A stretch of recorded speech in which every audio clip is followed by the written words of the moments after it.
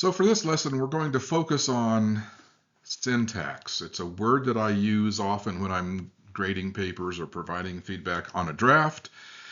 It may not be a word with which you're familiar, and I want to make sure that I'm describing what I'm talking about when I refer to syntax. So when we're writing, whether it's in academic style or in whatever composition style that we're supposed to be writing in, there are a number of things to think about. There's grammar, of course, so that's just spelling, punctuation, that sort of thing. There's the narrative approach, and that's the process of trying to tell a story even if you're writing in a somewhat formal academic style.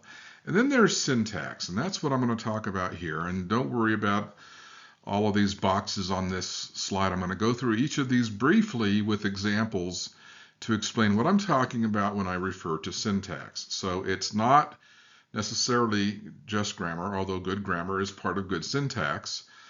It is how you put words together in a way that conveys your message and meaning. So let's talk about some specific ideas. So talking about specific, it's important to use the right words, specific words. I have other lessons in which I talk about using the right words, but it really comes down to the English language is such a wonderful language in so many ways. And one of the reasons why it's wonderful and why it's difficult is because there are very specific words that you can use, and you want to continue looking for those right words until you have the one that fits. And so here's just one simple example. Students need better resources. Okay, well, sure, but what does that mean? So what you want to do is be very specific about what you're talking about, regardless of what the topic is. And so you want to hone in on what you really mean. And so the example here is college students need affordable textbooks. That's more specific. It gets right to the heart of the matter. And that's where you want to be when you're trying to convey information through the written essay or research paper.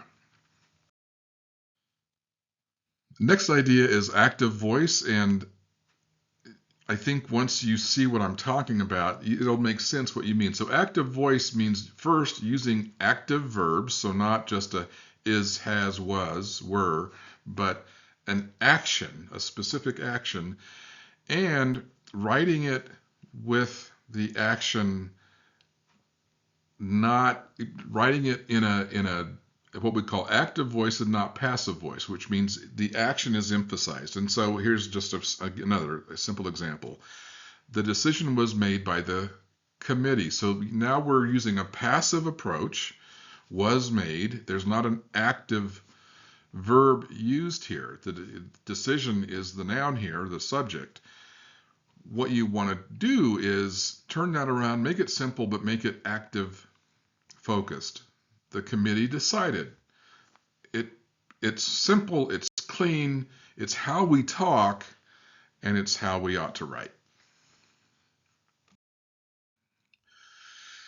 Even though I want you to write in a way that is clear and sort of tells a story whenever possible, that doesn't mean we want to become too casual or too much like we're just kind of having a chit chat over coffee. We want to avoid filler words. For example, if we're talking to someone, we might say something like, now when I was a kid, which is fine, but now serves no purpose. It's a filler word. And so when we're writing, particularly writing in an academic style, even though we want to be not too formal, and I'm going to talk about what I mean there in just a minute, particularly when I'm talking about the use of certain kinds of words, but we don't want to just throw in words that don't add anything. And so think about just what is it you want to say and get there as simply and quickly as you can. So this is a good idea. If you say, in my opinion, it's a good idea, that's redundant. If you say it's a good idea, we know it's your opinion. So that becomes unnecessary. Throwing in these filler words like now, or if you think about it, those kinds of things doesn't help in conveying the meaning of our message.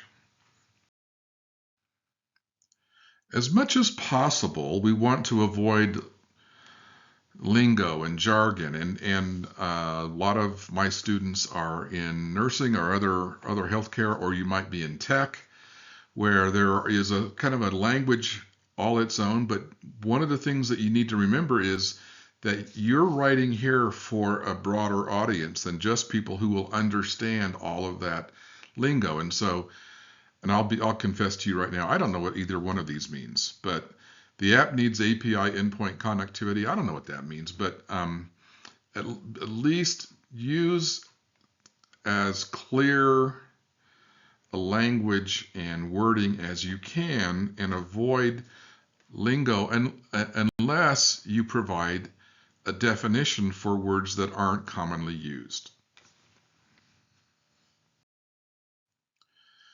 You may or may not recall, back when you were first learning grammar, you probably were taught the basic subject, verb, object construction of a sentence. And you probably, at this point, don't remember what that even means. But I want to walk you through very quickly what that means, because it's still a powerful tool. It's straightforward, it's clear. So, subject. Put the subject before the verb whenever possible. Verb. Follow the subject with the verb, use an active verb, and then the object comes after that. So a lot of times I see in papers this kind of, in the language here in the purple box, the assignment, after being considered by the professor during office hours and following numerous emails, was finally submitted. So it's wrong in all sorts of ways. It's passive voice, it has information that doesn't matter. I mean, you just want to get there. The student submitted the assignment, so the student in blue is the subject, submitted is the verb, assignment is the object. Simple, straightforward, get to the point. If you want to get creative, I encourage you not to. There are times and places to get creative with your writing. There are a lot of opportunities to do that. Writing in an academic format is really usually not the place to do that. I mean, I want you to be thoughtful. I want you to try to tell a story as much as you can, but don't fill your sentences and paragraphs with words that don't mean anything or add anything to the narrative. As you start writing a sentence, writing a paragraph, again, this is not for fiction writing or creative writing, but for writing in an academic style, you want to, whenever possible, put the important stuff at the beginning.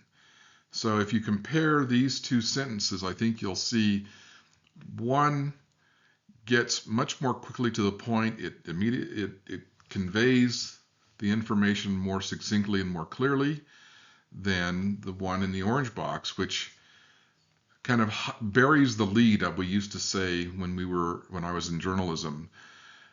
You want to tell your reader right at the beginning what's important, what matters, and you do that by putting it at the front whenever you possibly can. Finally, again, going back to just how really useful the English language can be, it has so many specific words. I learned nearly 50 years ago now to speak Chinese, Cantonese. And Cantonese, like a lot of other languages, doesn't have as many words we can use to say similar things. English has borrowed from all of these other languages to where we have these words that are very specific.